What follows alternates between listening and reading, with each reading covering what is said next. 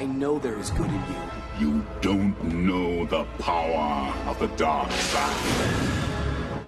The basic element of spirituality in the Star Wars universe really filled that void that was ripped out of me from the private school that I went to. Nick Harrison is a survivor. The Vancouver actor was beaten and sexually abused as a child at a religious private school in the 70s. It was a harrowing time that stuck with him. But just when he thought his life was over, he walked into a cinema and it changed forever. The first thing I heard when I wandered into that theater was when C-3PO is talking to R2-D2 and he says, "This is our lot in life. We seem to be made to suffer." I was like, oh, yes. I mean, because I was immediately, I'm like, I relate to this. I was made to suffer too. And all the messaging there, you know, the good versus evil, this small band of rebels. You've got this weird group of people taking on this large, structured organization, and even the black and white of it. I mean, Vader looks like this motorized priest. In my small, you know, young eyes, that's how I was relating to it. At the time, Nick and his therapist went to the police to report the incident, but they were unwilling to investigate. That's when he decided to tell the story himself.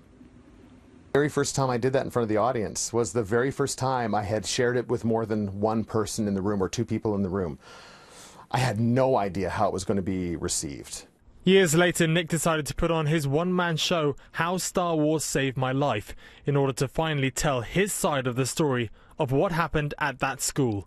It was a very personal performance for him, one in which he wanted the audience to be a part of.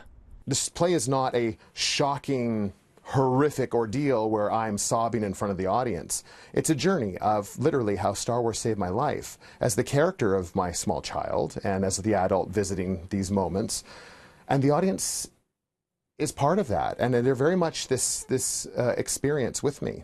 The play recently finished its tour in Vancouver, but there are hopes that another round of performances will be scheduled again soon.